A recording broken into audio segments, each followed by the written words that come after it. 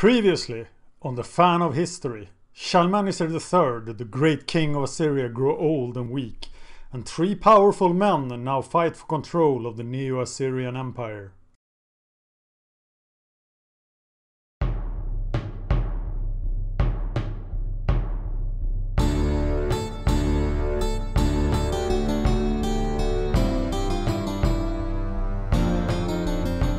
So, welcome to the Fan of History. I am the Fan of History, and we are going to talk about what happened in the 820s BC. I'm just a fan of history, not a historian. Please watch the earlier videos. And the last episode, the 830s, was very long, but I will split the 820s in a three-parter because this is much longer. So this is part one, the Flight of Dido, and the next one will be the first Greek colony. Shalmaneser III is Ashur's chosen king. The Assyrian Empire is the strongest state in the Near East. Shalmaneser has been the king since 859 BC, and everybody who stood against him except Urartu have crumbled before him. But his army is now controlled by his Turtanu, the field marshal, Dayyan-Ashur. And there are two powerful princes, Assurdaninpal, I know I'm writing his name in different ways, but this is the way I'm gonna go now, and Shamshi-Adad. They vie for power and their father's approval, and overall, powerful nobles have greater influence on the empire than it ever had. In the days of Ashurnasirpal II, Shalmaneser's father, he has ruled the empire, every part of it, with an iron fist. But now the empire is getting divided. In 829 BC, Dayyan-Ashur attacks Urartu to the north. And this is because Urartu is becoming a superpower on the level of the Assyria.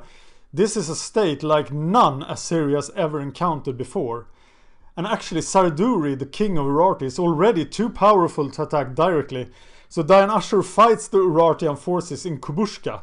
That's to the very south of this map. And Urartu is also looking to expand eastwards. So Dayyan-Ashur turns east to Lake Urmia and south from there, where he fights the Manians and the Persians. And the next year he has to do it all again. And now Musasir has become a strong regional power, and it's also allied with Urartu. So it's getting even harder for Dayyan-Ashur to do this, but it takes the army north, goes through Kubashtia, attacks and plunders Musasir, and burns down a city in Musasir, not Musasir itself. Gilzan, to the north of Musasir on the map, pays tribute, but Musasir's power is not broken, and Sarduri is even stronger than ever. So if anything was to happen to the Neo-Assyrian Empire, it is likely that Urartu could become the new superpower of the Far East, of the Near East. And after this fight, which is inconclusive again, Dayyan-Ashur once again turns east, beats up the Manians, the Persians, and even goes further down the Zagros mountains to beat up Namri and Kalman. Remember Namri from 845, and I think it was 843 and 835. That Shalmaneser campaign in Namri. It's the Kassite kingdom that has defected from the Babylonians. Remember, Assyria is still allied with the Babylonians. In 828 BC, the king of Urartu dies, Sarduri I. This seems very early. He only ruled Urartu for 6 years. We have no idea why he died, but he did do a good job of fighting off the Assyrians. And his son Ishpuini becomes the next king.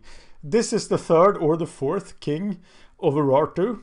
And just like with the Neo-Assyrian Empire, the third king is the charm. He takes the title King of the Universe, and maybe he's not Ashurnasirpal for Urartu, but he's close enough.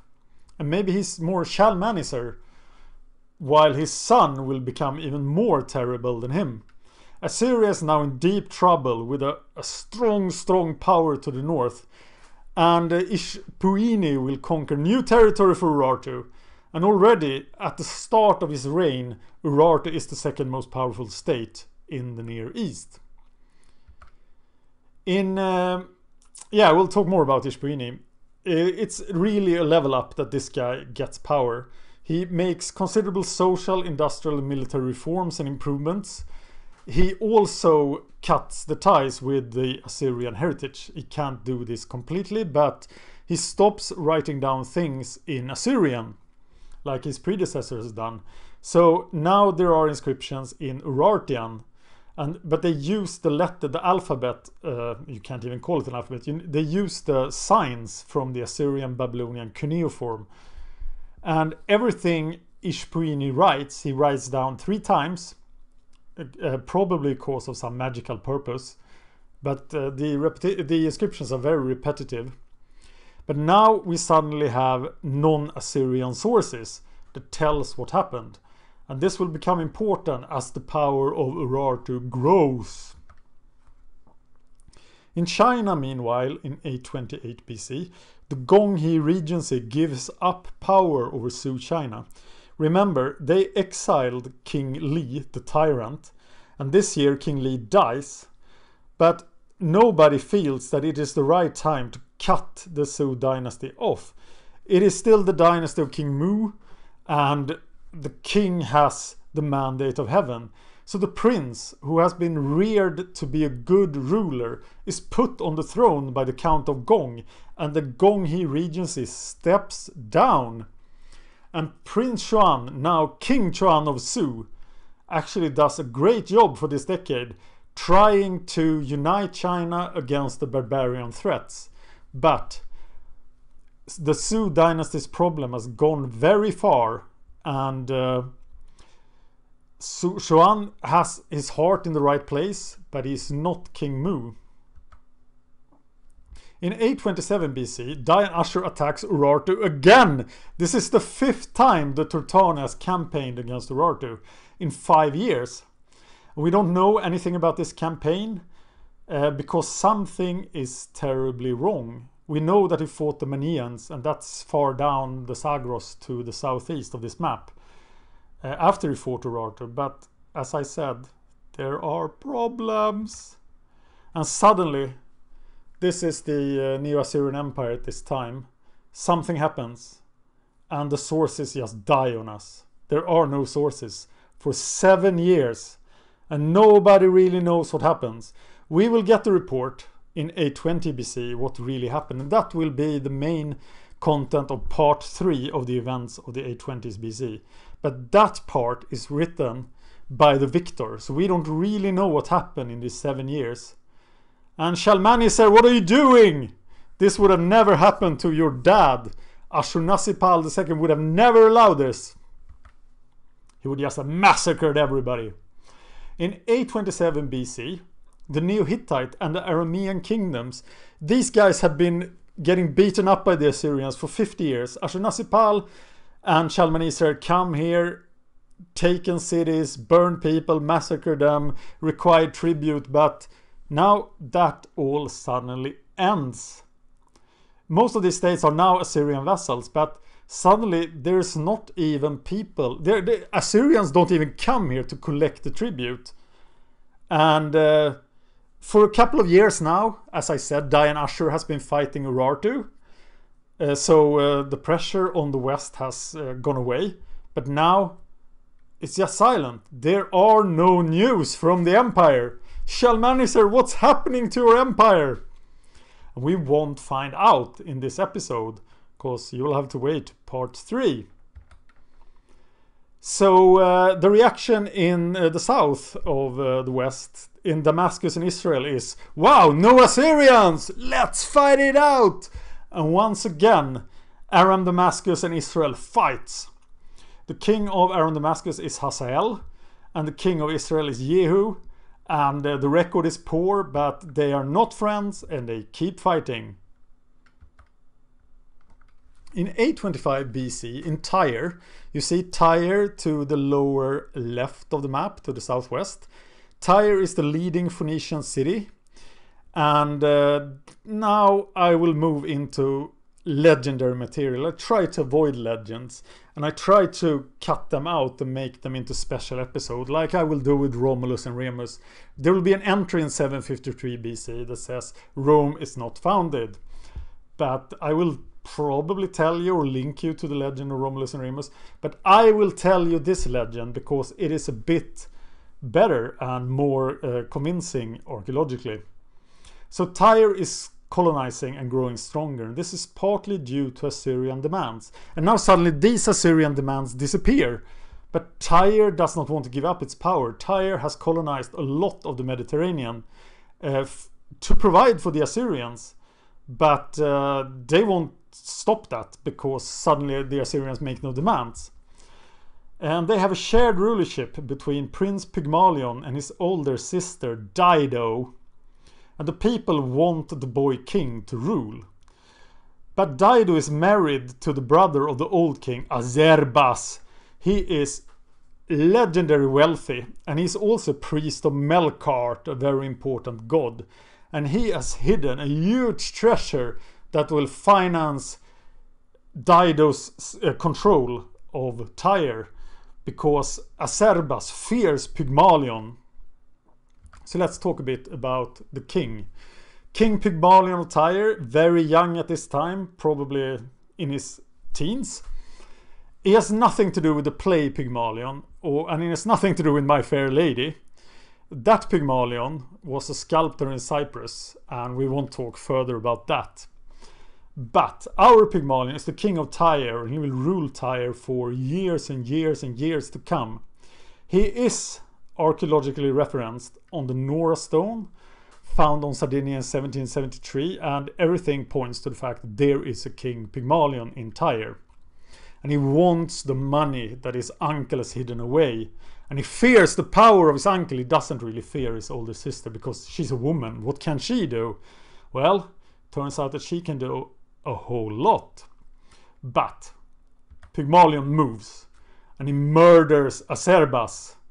The powerful uncle is gone, and it's time to seize the treasure, but he doesn't find the treasure. And he wants to torture Dido to find out where the treasure is. But the people object. They say, well, now you can do like the pharaohs and marry your sister. And Dido offers to move into the palace, possibly to marry her brother. And then Pygmalion will here have all the power. But he has killed an important priest of the god Melkart. So maybe that's okay. Maybe he doesn't need the treasure. Maybe he can just marry his sister, control Tyre, be a powerful dude. So he agrees to Dido's offer. Meanwhile, while he's thinking about this, Dido goes around talking to many nobles in Tyre who are dissatisfied with the murder of Acerbas, and they don't like the boy king.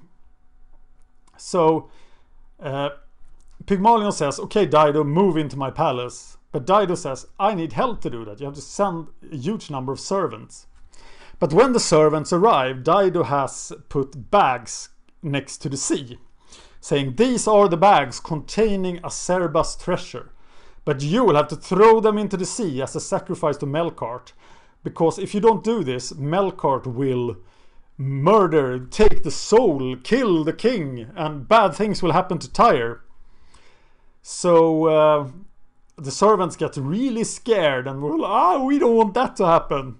And this is a picture then of Dido. It's from illustration of the Aeneid. And we will talk more about the Aeneid, the great work of Rome, in the 810s episode. There's a lot of things in the Aeneid that are not historical, but Dido is an important character in that work. So what happens? Well, Dido sends word to the nobles, hey, I got the servants throwing the treasure into the sea. And after the servants threw the treasure into the sea, Dido says, what did you just do? You threw away the treasure that Pygmalion wanted. What do you think the king will do to you if he finds out? Well, the servants get really terrified. So Pygmalion will surely kill us. Pygmalion doesn't have the best track record. But Dido says, I'm going to flee Tyre, and you can come with me, and then you're safe. And then the nobles show up, and they are like, let's go, let's run away from this tyrant. So they steal a substantial part of Tyre's fleet, and they come to Cyprus, not to Tyre, sorry. And on Cyprus, which is then mainly Greek, but there is a Tyre, colony of Tyre there. There is an important priest of Jupiter, probably not, probably of Baal, or he's a Greek priest of Jupiter or a Phoenician priest of Baal, and he joins the expedition. And they also take 80 women from Cyprus. These women are either beach prostitutes or sacred prostitutes, but they are prostitutes, and they agree to join this raggedy band as wives. So where will they go? Well, you get one hint, and that is they will found a kingdom that is much more powerful than Tyre is at this point. And we will find out where they go in the 8/10 episode, and there we will also talk about the historicity of Dido. So our next episode will be the part 2 of the events of the 820s. That will be labeled the first Greek colony, and we will learn of Almina and why Almina is the most important colony the Greeks ever founded. We will also get further confused about the situation in Egypt, because Egypt will get not 2 pharaohs, but 3 pharaohs and some other people. Dido will be back in the 8/10 episode. I will release the Almina episode on August 25th. I do these reports weekly, and the sources now, as Assyria has grown silent for a while, and after Assyria comes back, the Assyrian sources are much worse until 745 BC.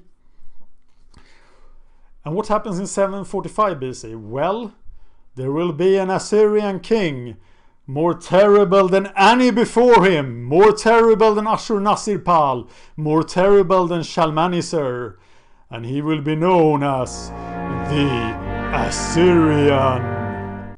You can discuss the show with me on YouTube or on Facebook. You can check out our webpage. I'll give a link to that in the show notes. Talk to us on Facebook, tweet us, subscribe, like and share, because that's what helps me keep going. And thank you so much for watching.